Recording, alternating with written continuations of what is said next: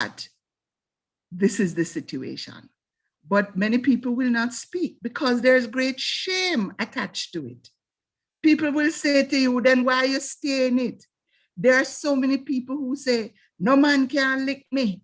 If please forgive me if I use the vernacular, but people will say, if a man ever lift his hand to me, what I'm going to do and what will happen to him. Let me tell you all something. That is just talk. Because when it happens to you, first of all, you do not believe it is happening. Secondly, you say to yourself, what have I done for this man to do this to me? You never point to the man as being the reason why it is happening. You wonder, what have I done? And then you think of the shame and disgrace of being with somebody who will lift their hands to you. My husband threw eggs at me. My husband hit me with a chair. And so I must tell you all that an incident that occurred in Jamaica quite recently, where a video recording showed a member of parliament beating a lady with a stool, touched me to the core, to the point where I was called and asked by a radio station if I would come on to discuss this matter. And I told them I could not. I was not in an emotional frame of mind to do this. Now, let me tell you something. My experience is 30 years ago, And in the last weeks, I have lived it all over again. My friend who I was talking to this morning, she left her husband 30 years ago. And she told me this morning that there are people who have said to her, how could you walk away and leave all of that? How could you walk away and leave all of that? And I hear Dr. Peart, and I'm very glad that we are actually finding spaces where women can walk away to, because that is one of the challenges that we had. The reason why I spoke about this matter, and it took me 8 years before I was in a position to speak about it. And I had counseling during that 8 years. And I remember my counselor saying to me when I said, why did God cause this to happen to me? And I remember him saying to me, Alun, you know that there's a reason why everything happens in your life. God is going to use you to talk about this matter. And I say, you must be mad. You think I can go out in Jamaican society? This time here now, the first time I talk about this thing, I was a senator, You can imagine this big red woman like me stand up in front of people and say, I am an abused woman. Let me tell you, it was not easy. But I got the strength. And I have been speaking for the last 30 years about this matter. And I feel like I'm speaking now to the third generation of people. At the time when I spoke about it, it was taboo. Nobody spoke about this matter in our country. In fact, and I'm speaking to police officers, I grew up hearing that man and woman story is something that policemen will not get involved in. Growing up in rural Jamaica, as I did until I was 13 years old, we knew of situations where partners were being abused.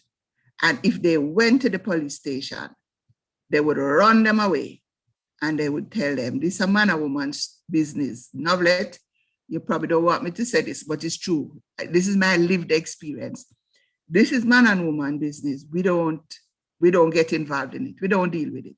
However, we've come a very, very far way from that. In my work as a mediator and a trainer of mediators, one of the things we did was to train police officers. And I remember in those early days, traveling all around the country, training police officers and training justices of the peace. This At that time, we didn't have a center. We didn't have the dispute resolution center yet. We were just developing the practice of mediation, and we had to actually go out into the communities and expose persons to mediation. And again, I heard Dr. Peart speak about it is not only the passing of laws, but let me say this, the passing of laws is very important, but we also need to change the mindset of the community. And we also need to provide supportive organizations or places for women and men, because there are men who suffer from abuse, and gender-based violence covers the whole gamut of it. But the truth is that there are more women who suffer from it than men. And you know, I had done a whole thing about how many laws we have passed, how many conventions we have signed. You all know all of that, and probably those of you who are working in other areas will be able to talk about it. But you know, I can talk about the UN decided that gender-based equality is one of the important goals in sustainable development. Right now, so many women are dying or are so affected that they are unable to contribute to the development of the society. And so this is one of the things that the world recognized as an important thing. If we are to have sustainable development, that we have to reduce the incidence of gender-based violence.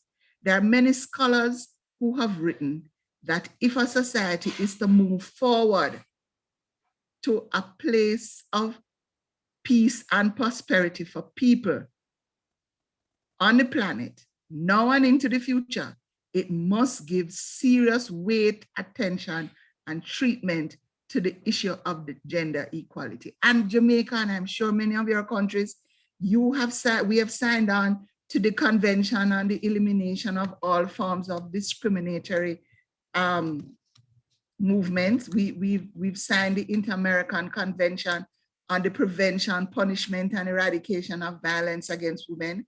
We have signed the Cairo Program of Action. Long time ago, we signed the Beijing Platform for Action. There's a Commonwealth Plan of Action for Gender Equality. Now, we need to implement policies that would begin to correct gender imbalances and injustices meted out to our women. And listen, it's not just now it's happening, you know. I heard Dr. Peart says it's a cultural problem. It is. Let me go back to my own personal experience. My husband came from the Central African Republic, and he grew up seeing his father beat his mother. In fact, his father beat his mother because he thought she was in a relationship with somebody else, and to prove to him that that is not true, and based on their culture, she drank poison. You know she died, because poison will kill you. There is no way that poison can prove to somebody that you are not doing the thing that they're accusing you of. And a lot of the deaths that we have had in Jamaica recently have resulted because either the woman decided to walk away, or the man is of the view that the woman has somebody else with him, or the man is just of the view that me own her, I send her to school. How dare she believe that she has ownership of her body because they own you. And we see that in my experience. I'm going to tell you this. Everything about me that caused my husband to be attracted to me, everything, once we got married, he tried to reduce those things. Ambassador, can I just give you a 2 minute notice? Yes, that's fine. I will, you know, go on. But it is true, because this idea that you are owned, you are an object, you become an object, and you are owned by the man who is in the relationship with you. So if I would go back a little bit to all the things that we have signed on to and all the laws that exist, the Domestic Violence Act, the Child Care and Protection Act, the Sexual Harassment Act, which seems to be stymied in our parliament. And you heard Dr. Pierre talk about the amendments that is to come to one of those acts. We have a Center for the Investigation of Sexual Offenses and Child Abuse. And I'm very glad for it. But it sometimes when you see something happen in the society, you wonder. For example, let me go back to the stool, the very public meeting with the stool that took place. We understand that both parties reported the matter to the police, to different police stations, but we are told that there is nothing that can be done because the victim will no longer come forward to press charges. The question I have to ask, do we really have to have a victim press charges when gender-based violence is against the community? So if we don't have laws that allow us to proceed on the basis of the very clear evidence and the fact that the person using the stool has not said, it is not me. Human behavior always suggests that if you are wrongly accused, your first line of defense is to say, as Shaggy did, it wasn't me. So one of the things we have to do, as far as I'm concerned, is if the law says you have to have a complainant who has suffered the damage in order to proceed, then that needs to be changed. Is there a complainant in murder? Is there a complainant in murder? Don't we use the evidence that we are able to garner against the action of the perpetrator to deal with that? So I thank you very much for asking me to speak. And I hope that I was able to weave my own experience into the topic so that you get a very personal view of how persons are impacted by gender-based violence. Thank you all very much. Thank you very much, Ambassador. That was, as usual, quite stirring. And yes, you did weave the personal, and as we say in the feminist movement, personal is political. And you were able to very much link your experiences and the experiences of other women into a larger understanding, as did Dr. Pert before you, that domestic violence is an expression of gender inequality. It's an expression of a patriarchal point of view that women are to be controlled and power has to be exercised over them. Which, of course, as you say, is not to deny that men also are victims of domestic violence, but it's not at the same level or intensity or frequency. So thank you very much. I attempted to just make the notes, Ambassador, while you were speaking on your lesson, so I have it there, and we can reflect on it towards the end. And so I would like now to introduce Dr. Nicola Smith-Kia, who I also believe is a Jamaican. So I want to say, I know that Miss Manning is on the call somewhere. I wonder where she is from. But, so I have dual citizenship. Okay, good. So Dr. Smith-Kia has extensive experience working with a cross-section of law enforcement agencies. Her work with law enforcement extends to community policing relationships, which I think is very important also for domestic violence response, and also working with enforcement to understand the complex factors that lead to violent crimes in communities.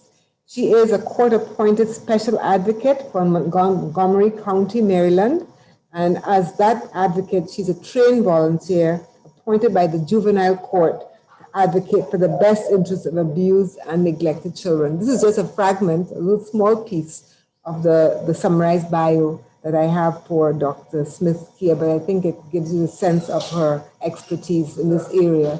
So over to you, Dr. Smith-Kia. Again, 15 minutes, and I'll give you a 2-minute notice. Thank you so much. Everyone's hearing me? Yep. Yes? Okay, good. So Thank you again. I was asked to come on and speak on the social environment and the possible interventions. As Roberta mentioned, I am Jamaican by birth. I live in the United States and I work with law enforcement across the country. It's certainly an honor to be here as part of this panel and looking at the possible interventions and promising practices that are highlighted in the literature. So let me start by saying what might be obvious to some, but I think it's important that we reinforce some of the basic facts that we all should be familiar with. Domestic violence is not discriminatory, and we heard that mentioned. It is a widespread problem that affects families from every socioeconomic level in our society. It occurs between people of any social class, any race, any religion, any sexual orientation, and all age groups. We also know that there are a variety of ways that it shows up. So frequently reported forms of domestic violence include as a form of punishment and discipline. And we heard that mentioned when a person is beaten because they are to be taught a particular lesson. And we see that being very rampant in the Caribbean.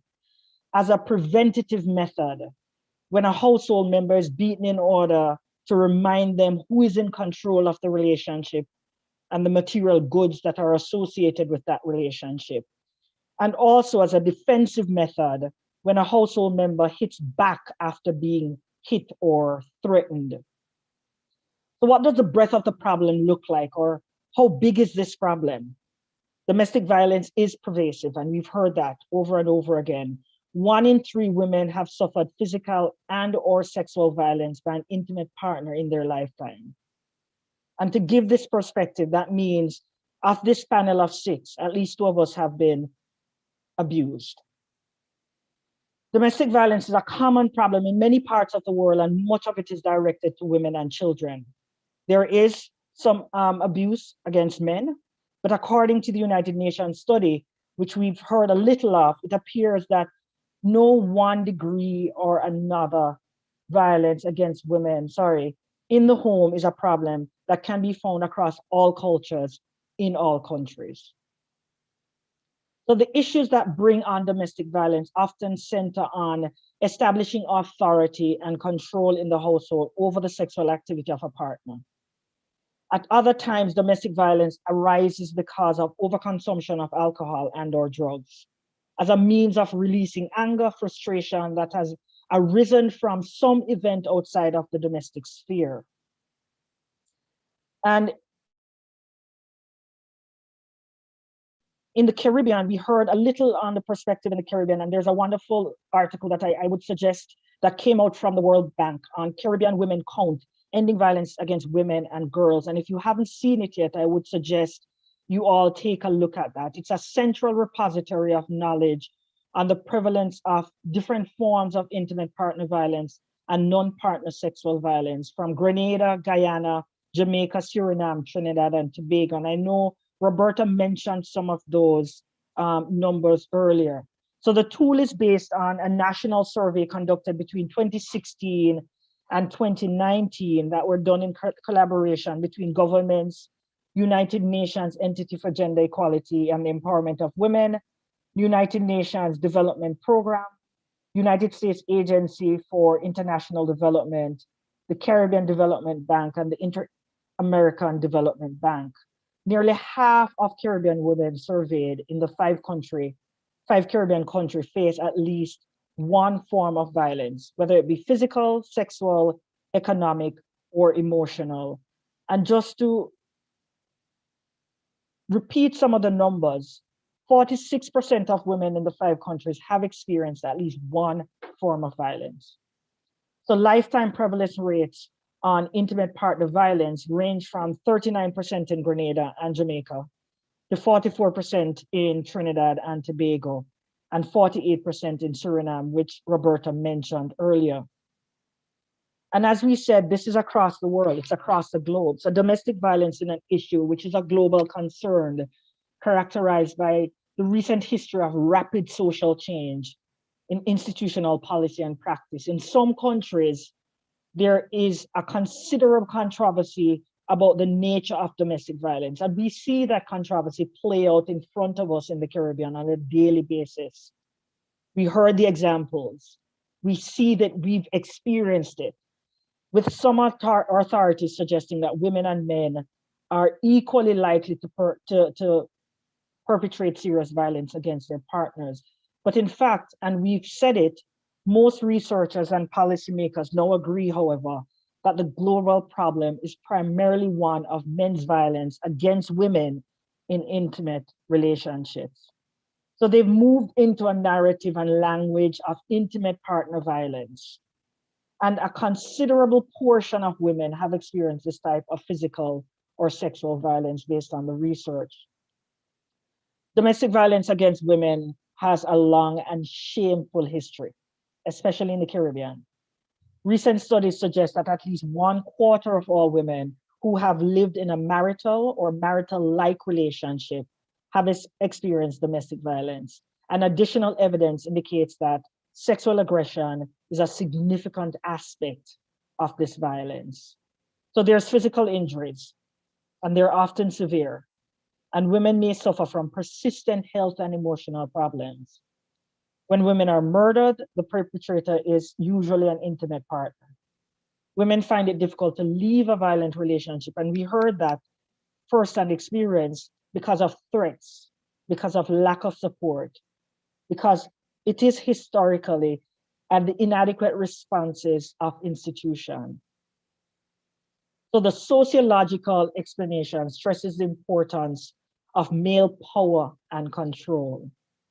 To give you a little information regarding the United States, there's an overwhelming number of domestic violence victimization that go unreported to police. And I'm sure it's the same situation in the Caribbean. An average of 1.3 million non-fatal domestic violence victimization occurred in the United States during a 10-year aggregate period from 2006 to 2015.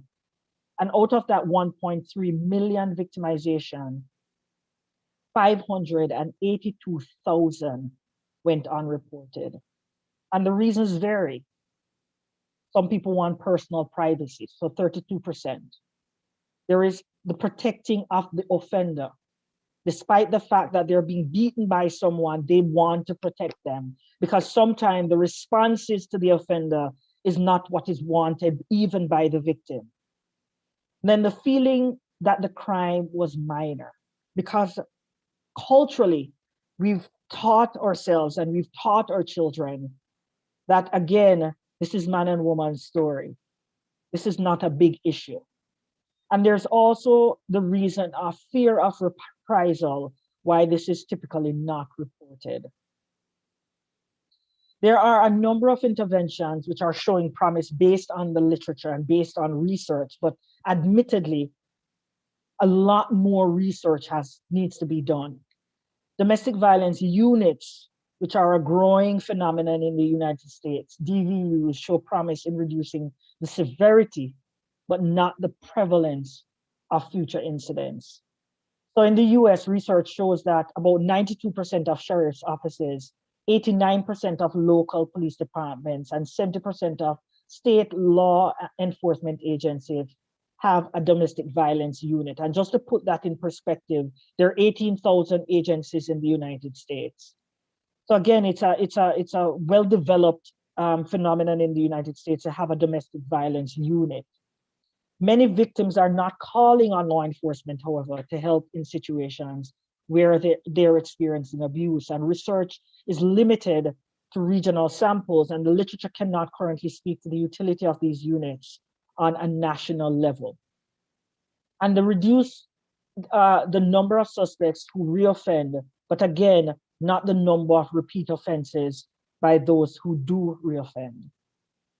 Other emerging intervention strategies that have shown some successes but need more rigorous evaluation to support implementation across departments, across jurisdictions include victim-focused intervention strategies.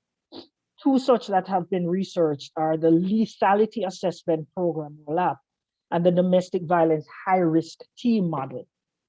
The LAP promotes a coordinated community response which connects victims with domestic violence services who are at the highest risk of being killed. And the domestic violence high risk team model is a framework that is built on 4 fundamental strategies. The early identification of high risk cases through use of risk assessments, the engagement of a multidisciplinary team. We cannot do these in silos. The ongoing monitoring and management of high risk offenders and victim services. The DVHRT, as it's called, creates individualized intervention plans that incorporate the entire domestic violence response system with the goals of increasing victim safety and holding offenders accountable. So these are some things that as we're developing programs, interventions, efforts in the Caribbean, that we need to look into what the research says is promising and supports. The LAP and the DVHRT are associated with decreased rates of intimate partner homicide, increased rates of victims seeking and participating in DV services, and stronger collaborative efforts between law enforcement and local domestic violence agencies. There are also offender-focused intervention strategies that show promise, which is really important for us to consider as well. So there's offender-focused domestic violence initiative. And this is a focused deterrence initiative targeted at the chronic domestic violence offender. We have to get to these individuals. We have to help them as well to navigate, because more likely than not, it has been a cycle of domestic violence that they themselves have been caught in. And also, this helps to reduce repeat domestic violence calls, reported assaults, injuries, and death. The offender-focused domestic violence initiative has been shown to be successful in reducing the volume of domestic violence and intimate partner violence calls for service by approximately 20%, reducing arrest for domestic violence or intimate partner violence by 20%, and reducing victim injury percentage documented in arrest from 67% to 47% post-implementation. So this is what the research is saying. These are promising practices, both for the victim as well as the offender. And I think what is important is the collaboration across different stakeholders and different entities. So multi-agency models also show promise, particularly those that offer advocacy and counseling interventions. But more research is, of course, needed on the individual community-based services. So some resources include advocacy, legal assistance, child services, healthcare, counseling, education, employment, and media campaigns, some of which I heard is currently in place in some of our islands.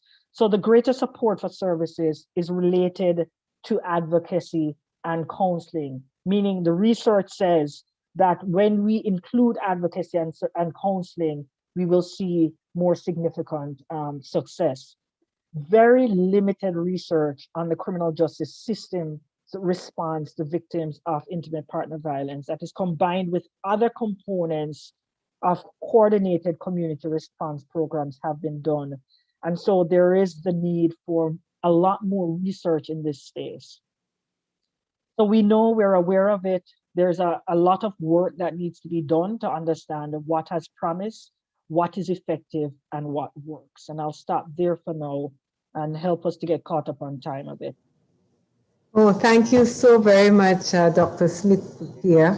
And I, like everyone else, I was taking the notes as you were talking in the chat, and I'm really very much compelled by your sharing of evidence that there's some kinds of interventions at work. And the last one you spoke about the interaction between advocacy and services, because of course advocacy is important for breaking the silence, but also the whole question of risk assessments and lethality assessments, so you can have specific services, particularly for chronic perpetrators. And I'm sure that when her time comes along, Superintendent Guy-Eileen will speak, for example, to that development in the Trinidad and Tobago domestic violence legislation, which has now included risk assessments.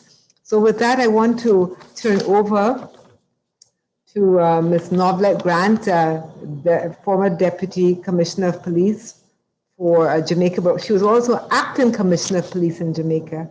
Unfortunately for all of us, Ms. Grant has left the constabulary force since 2018, but I know that she's fully engaged in a whole range of things still. And thank you very much, DCP Grant, for joining us. DCP Grant is an experienced trainer and facilitator on human capital development, on community development, crime prevention, and especially domestic and sexual and gender-based violence. And I think that that will be part of course, what you'll be reflecting on this morning. She has been recognized by the government of Jamaica for her service to the constabulary with a Medal of Honor for meritorious service in 2018, and dare we say and applaud, Order of Distinction in 2018. We are really honored by your participation and your continued commitment.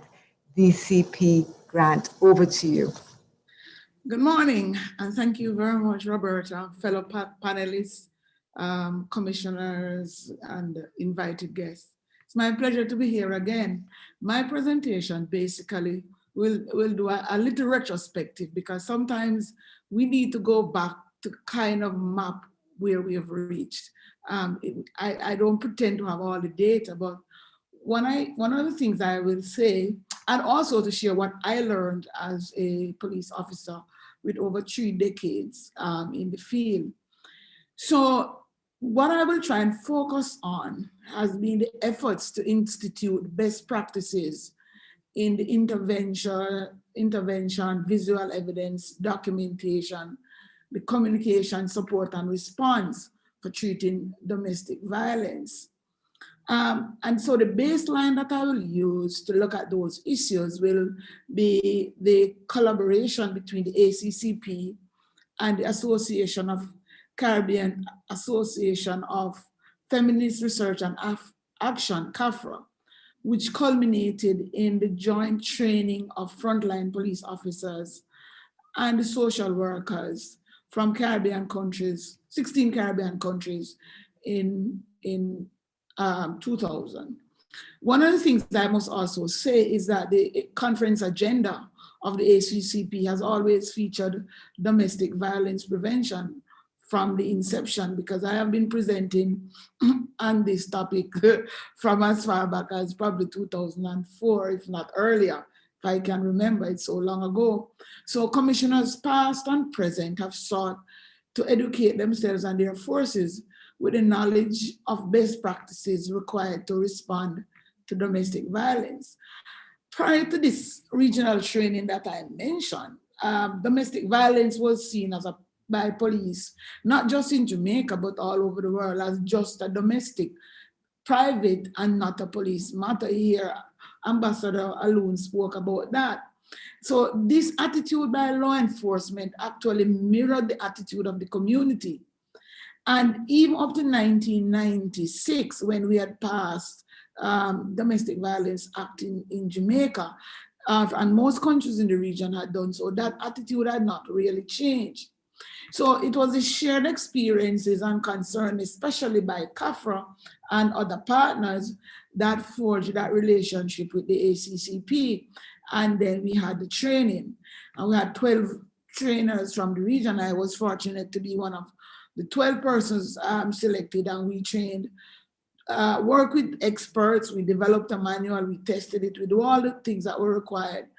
And we trained 200 persons from across the region in the 16 countries as phase 1.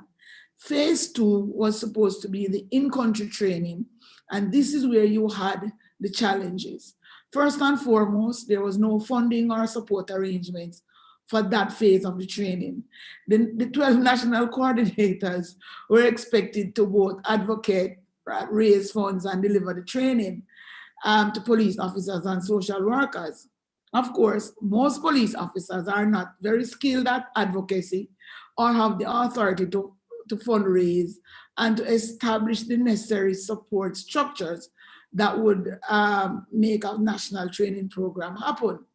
And then you had limited leadership involvement because institutional changes to policing, practice and response, in spite of the domestic violence law, basically remain limited. And so the trainers lack and coordinators lack sufficient power, institutional power, to mainstream domestic violence. Up until the point that I left the JCF, that was the concern that I had, largely because domestic violence, quote unquote, as a concept, is not a crime. The crime comes from supporting legislation, and that is how people deal with it. Now, so we were able to, in any case, in Jamaica, we were able to carry out national training programs, working with NGOs. And we broadened, well, I was the national trainer and coordinator, as you can imagine. And I was able to bring in people from the health sector, justice, education, religious, and various other groups, because I realized that multi-sectorial training created a network for the participants to share knowledge and experience, and that helped to broaden the understanding of the complex nature of domestic violence. One of the major limitations that I found throughout the years was that insufficient number of managers and supervisors attended the workshops. And so they failed to gain the awareness and understanding of how domestic violence is experienced and perpetrated. And this knowledge gap may account for the failure of police organizations to mainstream domestic violence as a crime and human rights abuse that requires the same focus as other crimes. So although the training raised awareness among members, it didn't fully overturn the implicit and explicit biases, including stereotyping about gender roles, sexual assault, domestic violence that is culturally embedded in people before they get into police. And then when you marry that with police in practice, you end up having a problem. And of course, these biases that they brought into organizations, it influenced their perceptions of domestic violence report, and it prevented them from effectively handling these allegations, largely because of the practice of victims recanting their stories. And so it becomes now a challenge where you're not cooperating. Why am I wasting my time? Why am I wasting the government's time? Why am I wasting the court's time? And you kind of find that attitude permeating the whole process, right? And so then you have within the society too, the belief that people have that is a private matter and should still remain within the family. While some of that has changed, there are still sections of the society with that belief today. And so also one of the things that you find that people hold the view that domestic violence is limited to physical battering. We are still not up to that level, I believe, of really appreciating and understanding the harm of verbal, emotional, sexual abuse and harassment, and of the psychological abuse where, you know, you deny people resources such as financial resources. And so that is also undermining efforts to prevent, sanction, and stop abusive behaviors. And people use all kinds of reasons to normalize and justify these behaviors. And victims shamefully remain in the shadows, and their abuse remains shrouded in secrecy. And this includes victims who are elderly and who are men, and children too, because they are bullied in not speaking up. Now, and as I said, one of the biases that continue to impact police response is the pattern and history of victims reporting, recanting, refusing to prosecute abusers. And this is a bias for a lot of the inappropriate police responses that continue today. And so perpetrators continue to act with impunity for the most part due to the lack of swift and meaningful criminal justice response to domestic violence or any form of other social, psychosocial response. So victims and abusers are told by courts to also to make up, go home and make up when they do make it before the court. I've had people telling me this, and what they feel is that their experience has been minimized on one hand, and that they don't have the professional support and intervention required that could lead to the kind of psychosocial changes in attitudes of batterers and to empower victims to really move on. And so the thing can continue to just be a cycle.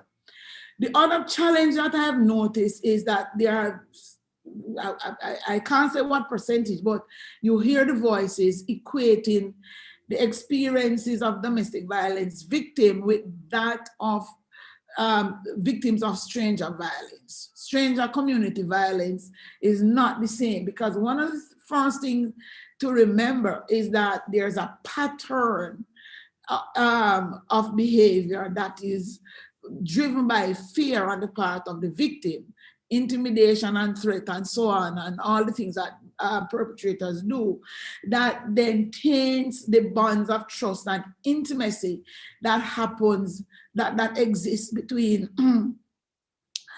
perpetrators and abusers. So this intentional pattern of manipulation is different from a stranger inflicted violence. And that is part of the challenge that we have in Jamaica when we talk about gender violence, because everybody knows that men's violence against men is very high out there and very visible, but people not understanding what goes behind the domestic violence. And that is what is leading to the dismissing, minimization, and judgmental response to what victims go through. The Jamaica Women's Health Survey of 2016 said that 1 in 4 women experience intimate partner violence, but less than 20% report that violence to the police, and only 7.8% say that they receive help. So that in itself shows that we have a major problem. So what that is telling, that the continuation of underreporting is there, and it is compounded by the domestic violence investigations outside of the ones that are homicidal, not being treated as core business to be undertaken like other crimes, such as gang violence or drug trafficking. And this could be due to 2 reasons. First, of course, is the unwillingness of victims to follow through with reports. And second, because domestic violence is not a legal category of crime in and of itself. So when criminal violence is inflicted in a domestic violence event, it is recorded under the secondary legislation, such as the Offense Against the Person Act, or Sexual Offenses, or Malicious Destruction of Property Act. And why is this an issue? It is an issue for me, and I suspect for government too, because when you don't report and record intimate partner and family violence as crimes of themselves, they are just merely recorded as a wounding or so on, and there is no effort made to really drill down and to say who the perpetrators and the victims are, then you lack the kind of data that you should be getting from police organization. And because the police themselves, and again, it's not for want of trying, because there is no policy or regulation that set out how these investigations are to be handled, whether victims are willing or not to follow through with prosecution, the reports get minimized also. So while you have people staying away from the formal system and not reporting, the ones that get reported are lumped statistically under violence against women. And that would include community violence that they experience from strangers and even acquaintance, but not from family members, and certainly not from intimate partners. Again, visual evidence documentation is very critical in these cases. And again, there is no provision made requiring and equipping officers to photograph victims with visible injuries and have police women check victims, if they are the victims, which predominantly are women, for injuries hidden behind clothing. It's not even something that people think about. So while we can provide these figures about violence against women and children, we are not able to disaggregate which acts are stranger, family, or intimate partner. And therefore, the crime analysis does not include domestic violence, largely because of how the reports are recorded.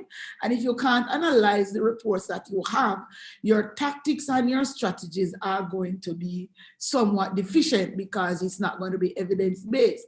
We need to move away from being anecdotal towards evidence-based. Right? We need to be able to start to see how crimes are committed across different communities and so on, and all manner of crime. PCP, Grant, I'm just giving you a time. If you can wrap up in a minute. Yes. Thanks. So, for example, if we wanted, like the United Kingdom, to be like the United Kingdom with Clare's law, that says that partners have to be told, if they ask, of the history of somebody that they are getting involved with domestic violence, we wouldn't have the kind of data that would support that properly, I don't think. So there are other issues that we need to look at.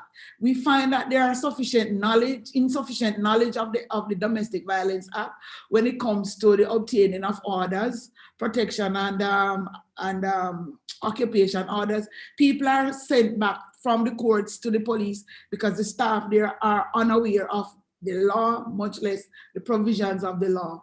We also find that same-sex relationship, although violence happen among them, intimate partner violence, there are no provisions under the law to address that. The prejudice and condemnation keep the sufferers in the shadows, and they have little or no expectation under the law. So while there is changing attitude that it is not a private property, private matter, and while there are some move towards legislation in terms of improvement there, the support infrastructure is not adequate, and there are no special measures in place in law to really help victims follow through on reports and testify, and for the state to follow through if the victims recant. And we need continuous education and awareness for the public, not just catchphrases, but real education and awareness that tells people what it is that they are seeing, experiencing, and what it is that they can do. And one of the things that I would love to see is for us to look at coercive control as a category of crime in Jamaica, so that we can start to really address domestic violence as a crime. So going forward, we have to review our response framework and recognize that DV victims are a special category of witness.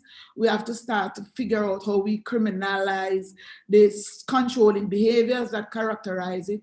We have to look at the experiences of that people have to go to court, because generally speaking, you have to go to one court for orders, and then you have to go to another court for the criminal offenses, and usually there is no coming together. So the one victim has to navigate different places within the justice sector, and they find that very difficult. So we need to have clear regulatory roles and responsibilities for the various state agencies that should work together to not just provide criminal and civil remedies, but also to have robust psychosocial support required there so that we can move away.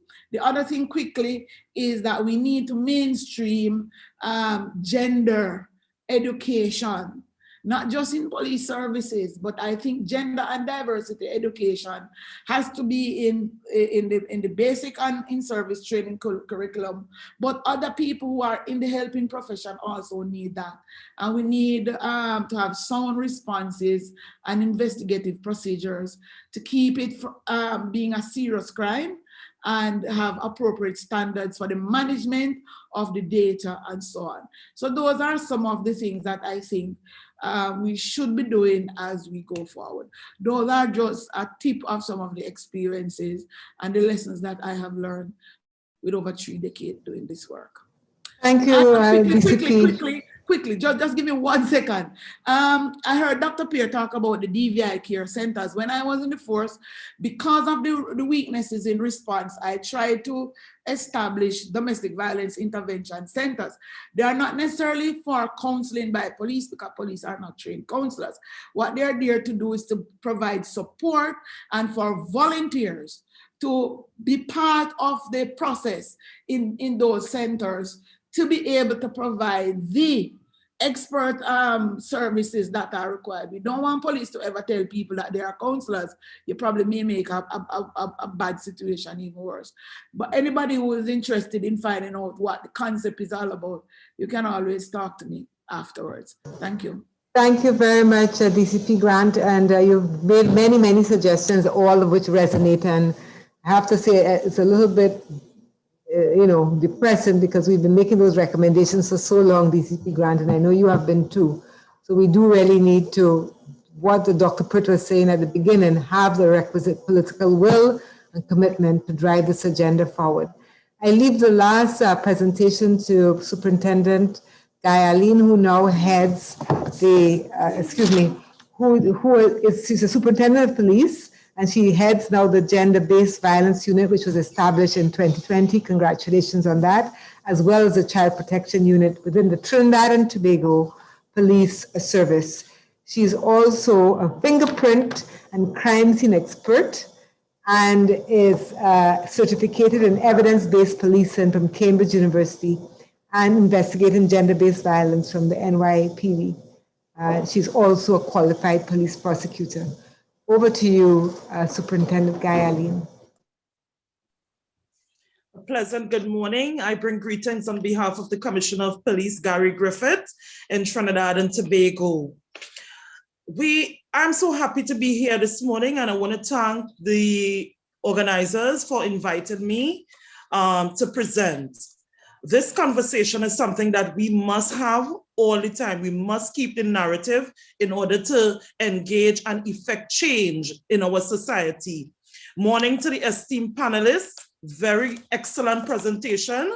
You know, it's very inviting of me to be going after all of these brilliant presenters. Now in Trinidad and Tobago, Ms. Grant would have made some recommendations. And in Trinidad and Tobago, we have started some of those recommendations, and we are actually seeing some inroads in Trinidad and Tobago. Now, the Commissioner of Police, Gary Griffith, he would have launched the gender-based violence unit on the 21st of January, 2020.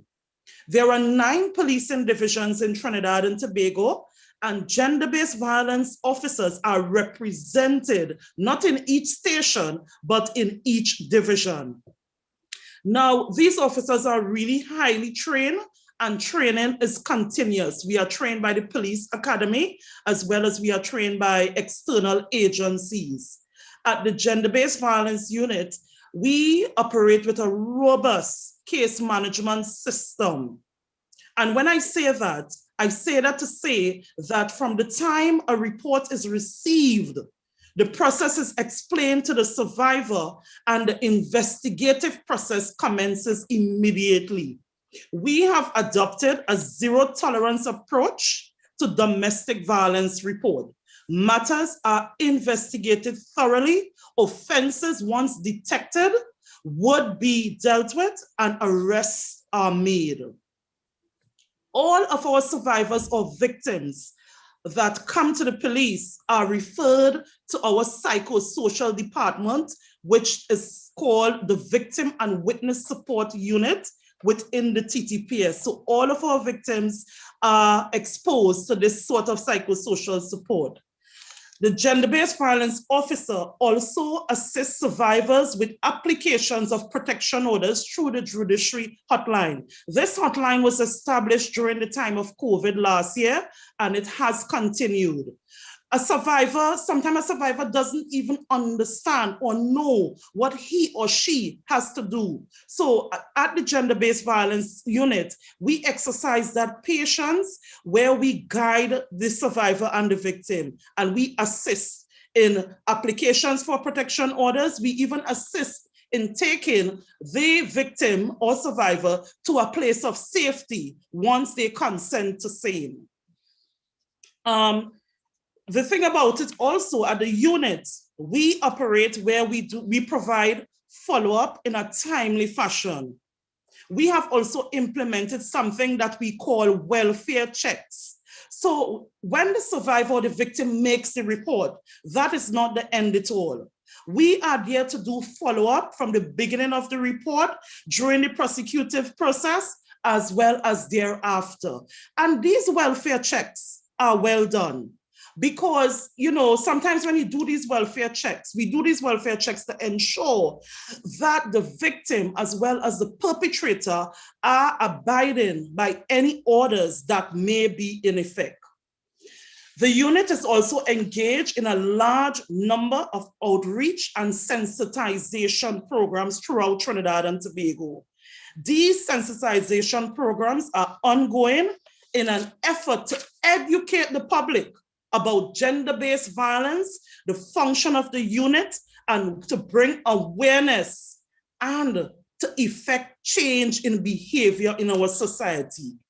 When we analyze the statistics, one can see a drastic increase in the number of reports when we compare 2020, when the unit was formed, in comparison to 2021. And rightfully so, because we have two things happening. Some persons, some countries globally have described the pandemic as one pandemic, that's COVID, and they describe gender-based violence as the shadow pandemic. But we have two things happening in Trinidad and Tobago.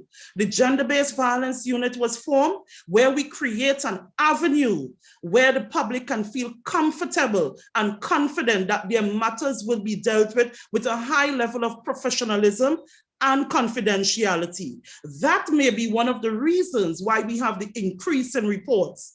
And we also have the pandemic of the COVID, where persons are in each other's face more than ever before. So we have in Trinidad and Tobago, when we compare the statistics from January to April 2020, 2021, we have seen over 30% increase in the reports. And we welcome those reports, because we want persons to come forward and seek help. Domestic violence, as the speakers have said before, is a pervasive problem globally. It's occurring in every culture and social group. It's no respecter of persons. It has a devastating physical, emotional, financial, and social effect on victims, families, and the community at extension. The victims are overwhelmingly females who face many challenges. In many societies, due to persistent gender inequality and a culture of male domination, women are sometimes socialized to accept, tolerate, and even rationalize domestic violence. They are even encouraged, and it is really sad to say, they are encouraged to remain silent and accept the abuse. And that is why the narrative needs to continue. That is why the sensitization and awareness to the public is critical, so that victims can hear where they can go for help. And when they come for help, they must get the help. Not a police officer or a law enforcement officer telling them, no, that's private business. That's no longer the case in Trinidad and Tobago. And we are really pushing forward for that. Another thing we have to understand is that violence is learned behavior in which physical and psychological coercion is used to assert and maintain control over an intimate partner.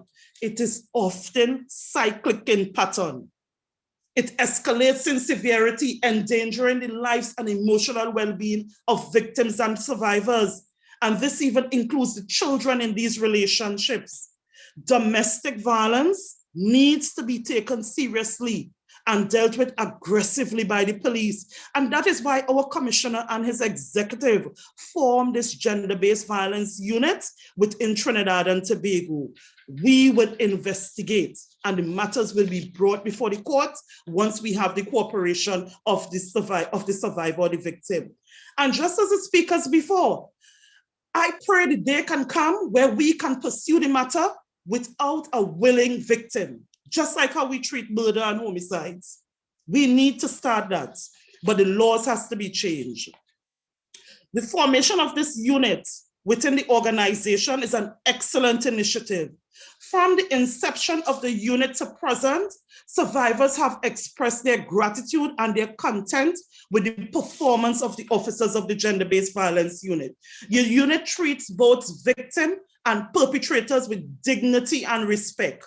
Once a victim is treated this way, they are more likely to report the abuse and cooperate with the investigation. This unit creates an atmosphere where victims and survivors feel a level of confidence and they are able to come forward and report, and the silence is no more. The gender-based violence unit is one of the initiatives in keeping with the TTPS, the Trinidad and Tobago Police Service, organizational goal and the operational plan, the commissioner's plan to transform and modernize the Trinidad and Tobago Police Service. And it is happening. When we do that, the confidence and trust in the Trinidad and Tobago Police Service would be increased. In order to rid our country of this ugly scourge and by extension our regional society, there must be a comprehensive and multi-sectorial approach to this complex social problem. Law enforcement cannot do it alone. It includes the justice system, the Ministry of Health, NGOs, by extension, the entire society. You see something, you say something. The more domestic... I'm sorry to interrupt, but we have to wrap up. Would you just wrap up in the last minute? All right, no problem. One thing I want to say, in order for us to get rid of domestic violence in society, we really need to take it seriously. And everyone must get on board with it and do their part to get rid of this ugly scourge in society. That's my contribution. Oh my gosh, thank you so very much, Superintendent Guy Ali. I think you made a number of points reinforcing what DCP Grant had said before you. In fact, all of the panelists have made sort of reinforcing points. And I think it starts off with what Dr. Pert led us off with. Ending gender-based violence and improving policing requires political will and commitment. And it requires a clarity in messaging, but it also requires a clarity in resourcing. I have put up the lessons, as you all have said them, up on the chat, so they're all there. And I have been getting some messages from Commissioner Foster, who's telling me we're a little bit over our time, but I think we started a bit late as well. Commissioner Foster, can you give me any guidance? Can I take 5 more minutes to see if there are any questions from anyone?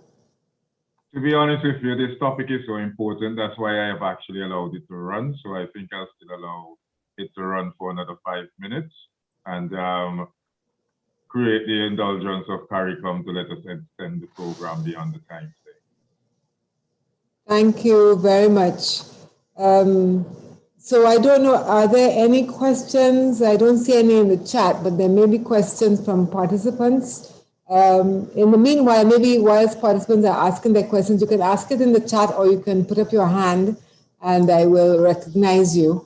But in the meanwhile, I wanted to ask the police officers, because there is always this question about victim recantation or lack of victim cooperation and whether or not you can proceed with a prosecution of a criminal offense where you don't have a virtual complainant who's cooperating.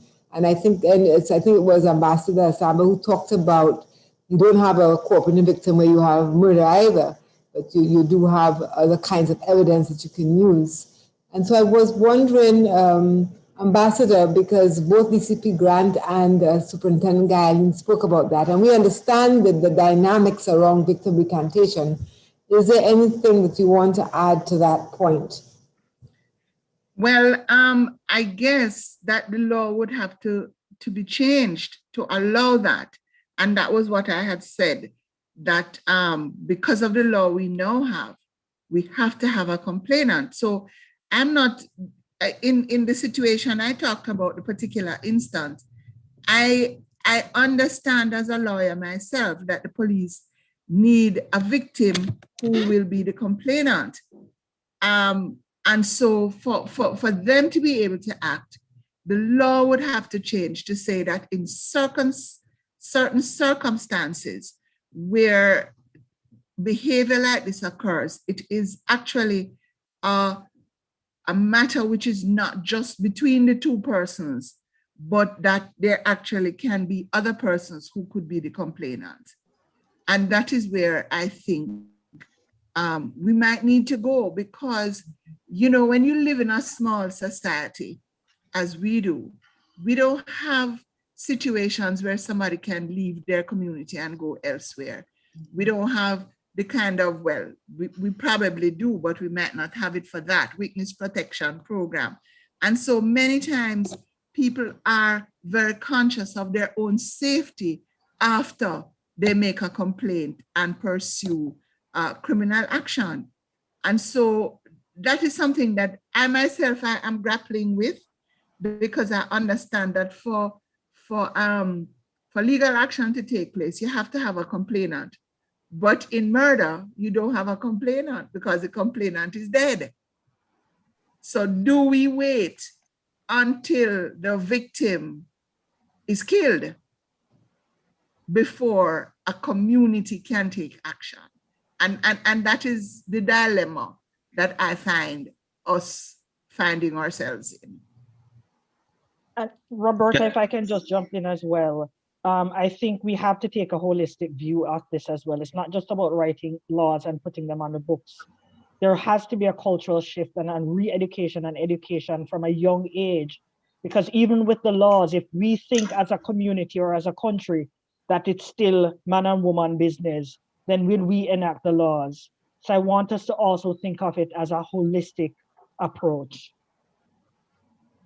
I think we have a comment, somebody, I don't know who, Commissioner Foster, do you want to say something? I wanted to interject here. First off, a very good presentation by all the panelists. One of the common things that I'm hearing, a common trend, is that the protection of the victim and the access that one may have to the victim, even in what we would want to term safe houses. Because as Ms. Anderson, I believe, would have said, sometimes the victims themselves reach out and still make contact, even though a lot of effort had been placed on making them safe. To that end, and particularly being in the security business as well, you know, just a question across the wide spectrum, how many of your jurisdictions have actually gone the additional step to introduce technology in terms of offender monitoring devices to aid with that level of protection that is demanded across the board? Just throwing it out there. Okay, before the panelists answer, I'll give the panelists the last response, but we have a few people. Sandra Anderson, you can open your mic. Following Sandra is Elan Powell. Yes, Sandra, so please go ahead, and then we have the round of responses, and then we bring the session to an end. Go ahead, Sandra. yes, thank you, Roberta. Can you hear me? Yes, so I just wanted to just come and undergird what Mr. Carmichael said.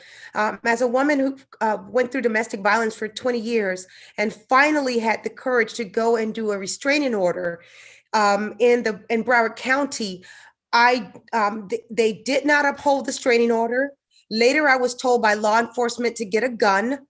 Other women I know was told to get a gun to protect yourselves. So we don't have the infrastructure in place or the wraparound services in place where women like me and so many others who have gone through domestic violence, you have to come alongside other organizations from Women in Distress and other organizations where you can self-advocate. I had to self-advocate.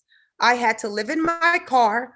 I had to watch my back, and I had to do what I had to do for my own well-being, because law enforcement failed to, I feel, in my case, and this was many years ago that I've been free from domestic violence, to protect me. And so I just wanted to underscore what I heard Mr. Carmichael say and others. Thank you. Thank you. Thank you very much, Sandra. And I also very much enjoyed your presentation.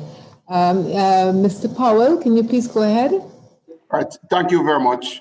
I must say, I found the discussion very, very interesting. And I think it's a very, very important topic for us to discuss and continue the discussion on. However, I would have loved to see a male on this panel. I want it to be understood that this is not a woman's issue, it's a people's issue. And as such, I want that to be always at the forefront of our discussion. Because you see, the fact that a man looking on and hear women discussing might just say, women are discussing an issue. This is an issue for all of us. And so I would love in the future, when we have a panel, to have some perspective from the male. So that's my suggestion. But a very good discussion, and I think a very spirited and very important topic to be discussed. Thank you very much, Mr. Powell. So I just want to give the panelists one last word, literally less than 30 seconds, because Commissioner Foster has been so patient with us. But maybe starting from the bottom and going back up, Superintendent Guyalene. Right. In Trinidad and Tobago, we have the Electronic Monitoring Act, and we are just waiting. Thus far, it was amended last year. Thus far, domestic violence matters, the electronic monitoring device has not been implemented in any DV matters. So we are excited and awaiting our courts to implement and enforce this. Thank you very much. DCP Grant? Yeah, thank you. What I would love to see is a much more coordinated multi-agency approach, where we are able to see how the individual is treated at the courts by social workers and so on, how the perpetrators are treated, and how the child in the mix, the child, the elderly, and other vulnerable persons, how we have that kind of a holistic approach to ensure that every element in this problem is being addressed in a way that we can really see what is being done and measure progress, and to understand the impacts that we're having. Right now, I think we are basically almost in silos. That is how it is coming across to the persons who are seeking help, both victim, perpetrator, and the community. So we need to re-look and re-engineer how we develop our response framework going forward. Thank you very much, DCP Grant. Dr. Smith-Kia? I'll just reiterate what Novlet just said. Collaboration is key. We cannot continue working in silos. I think another thing that's really important is that we also provide services for the offender. It's a hard thing to swallow. We have to fix both sides. We have to, not fix is not the right word. We have to be responsive to both sides to ensure that, again, we have a holistic response. Thank you very much. Dr. Pert? She said that she had to leave. All right. There's a thing in the note. Thank you. Ambassador Asamba, last word for you. Well, I think that, as we said, we cannot continue to work in silos. We need to have more collaboration. And in fact, the activity that I started off with today, the poster, is is one such evidence of people working now, getting together now to work on this particular issue. The challenge still, though, is how do we get the law to be changed so that a perpetrator may be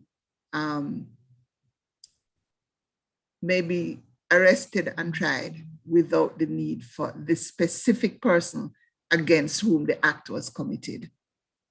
I think that if persons know that it does not depend upon the victim for them to be arrested and convicted, then we might see the beginning of a change in attitude. It's not the only thing that's going to cause it, because more discussion and the change in the cultural norms, which takes time, as all of us who work in development will know, but I think that that is important. Thank you. And Roberta, I don't know what happened. I was trying to send a message and I sent you an email. Could we get a copy of the summing up that you did? Because I think the summing up was excellent. Sure, I'll send it on Word document by email. Yes, thank you. Thank you. Thank you, Ambassador. So it's just... You're on mute, Roberta. You're muted. You're muted, your mic. Yes, I was just saying it's for me to end just by reiterating the three central messages as I see it. One, you need a comprehensive response that's about prevention and also about effective responses. That all of that has to be built on understanding that domestic violence is fundamentally about the exercise of power and control, and in the context of gender inequality, but there are also other inequalities. Policing is so central, and we have to have effective policing to address impunity. And that means that the culture of policing has to change, but also the police have to be given the tools and are also a part of a coordinated multi-sectoral response, in which, of course, men become the champions, because this is also a men's issue.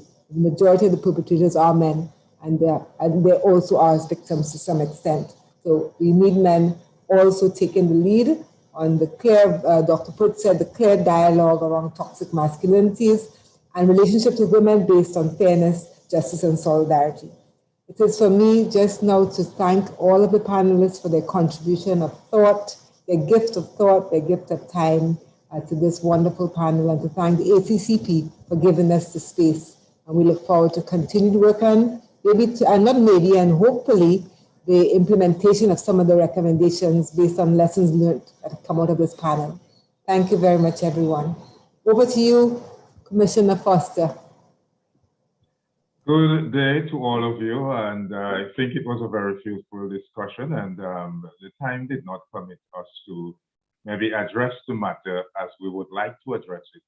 However, I would expect that we would address this matter at a later date with more time. I would also refer you to the Montserrat legislation, because we now have the ability to actually have a third person reporting offenses on behalf of victims, and that can be taken forward before the court. There are different ways of doing it, both in the domestic violence area and matters of dealing with child abuse and sexual offenses. So that's something which we may be able to look at, and we may be able to share with you at a later date. Thanks very much. A very interesting and excellent panel discussion and food for thought, and we have the way forward to address some of these issues. We will now go into our next presentation, and just before we go into our next presentation, which is Challenges of Online Child Sexual Exploitation During COVID-19, and it is being presented by Guillermo Galaza, and we will present that. Just before he presents, we will have an input from Carrie.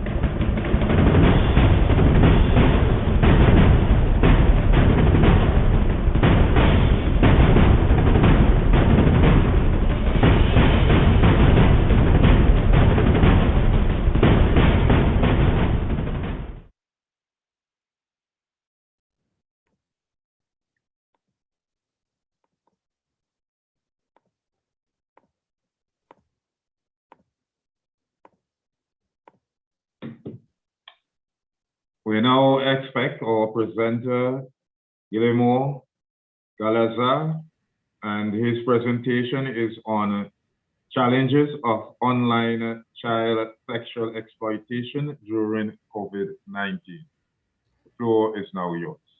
Good afternoon, good morning, everyone. Mostly afternoon. Commissioner Foster, thank you so much for the kind invitation to participate at this session today to address a very important issue that's really, the way I often see it, is a taboo issue.